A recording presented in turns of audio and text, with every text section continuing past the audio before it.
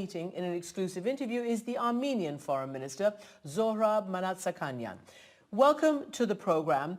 Can I just ask you what message Mike Pompeo, the Secretary of State, gave to you? Is there any hope that there will be a ceasefire? Well, thank you very much for having me. The message from Secretary Pompeo is the message of the three co-chair countries, Russia, France and the United States, who have been the internationally recognized mediating format to find a peaceful resolution to this conflict. And the message is one. The war has to stop. The aggression has to stop. Ceasefire has to be established, and then we move on. That was the message that we share very much and we support very much. Okay, so you say that. Your counterpart, who of course we did invite on this program, wasn't able to join us, Foreign Minister of Azerbaijan, Ceyhan Bayramov, said the only pathway to peace is based on the UN Security Council resolutions and respect for international law.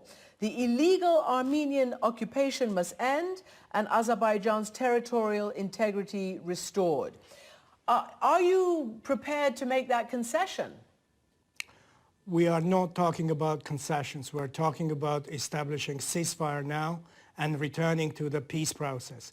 Now, when it comes to the future of Nagorno-Karabakh, this whole conflict is about people, is about our compatriots in Nagorno-Karabakh, the Armenians who have been resisting the subjugation to the domination, to the domination of Azerbaijan.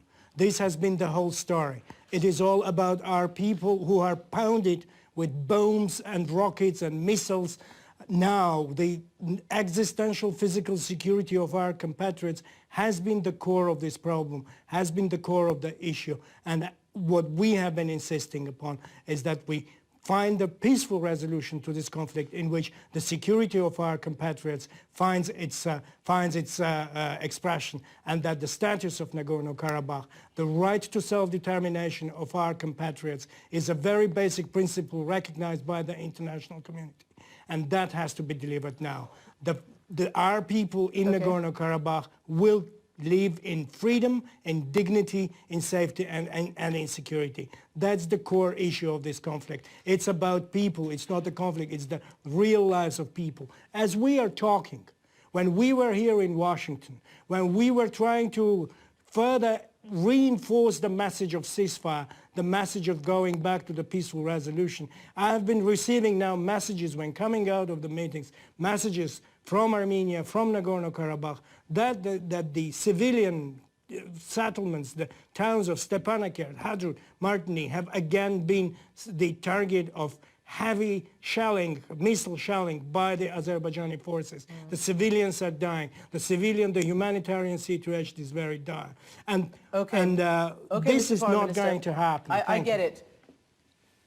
I get it, because we've been watching it. That's why we're having you on, and it's always the people, isn't it? It's not the officials who sit in their palaces and walk the halls of power. It is always the people. So I want to ask you this.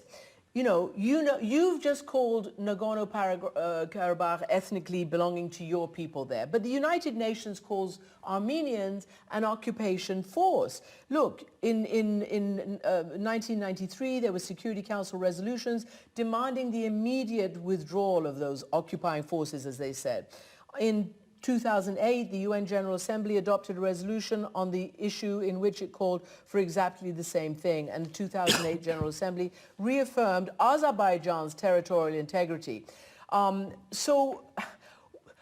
This obviously has to happen through negotiation. You can see it pointed out there in black and white, and yet you can also see that your people have a right to safety and to their own rights.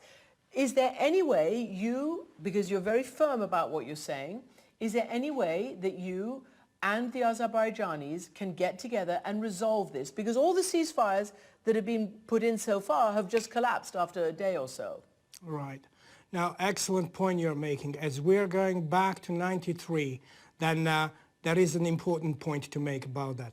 Between 92 and 93, we had a very dangerous situation when there was a narrow strip left to the Armenians in Nagorno-Karabakh, with the rest of the territory occupied by the Azerbaijani forces. The population from those territories ethnically cleansed and driven out of their territories.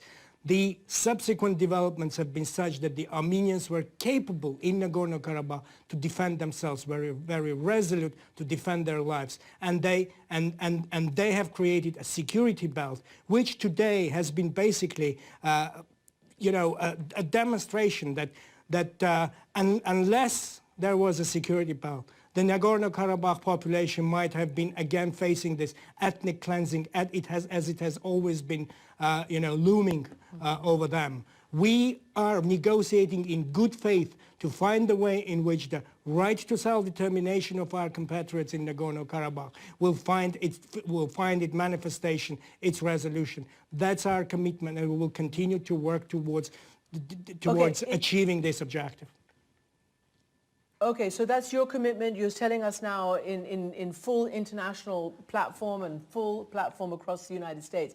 But the problem is that your prime minister was there in, I believe it was August, actually last year in August, and he was behaving in a very nationalistic way. He used, perhaps it's his language, but he used the Armenian name for Nagorno-Karabakh, and he repeatedly led crowds chanting unification with Armenia. Is that your policy?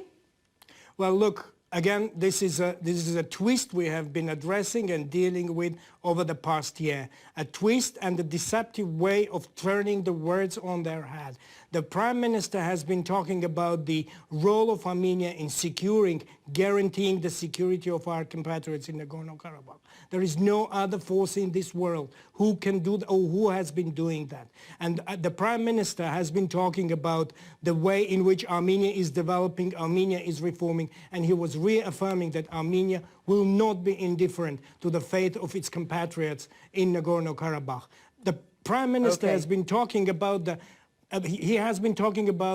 compromise-based peaceful resolution consistently over these 2 years and in that speech as well. So these words are taken out of context, and there is disregard to the fundamental point that the solution is compromise-based and it is peaceful. And that is the message from Armenia that has been consistent over 2 years. That is what people want to hear, peaceful compromise, diplomacy, and not fighting as we see right now. So are you telling me that the official position of Armenia is not to have Nagorno-Karabakh unify with Armenia?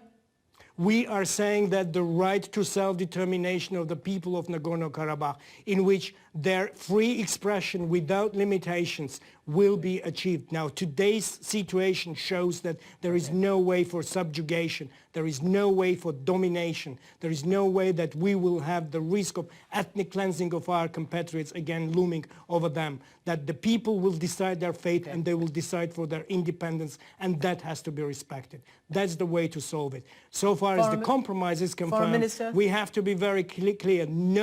No concession, no maximalist approach that we have been hearing from Azerbaijan. They have to stop that.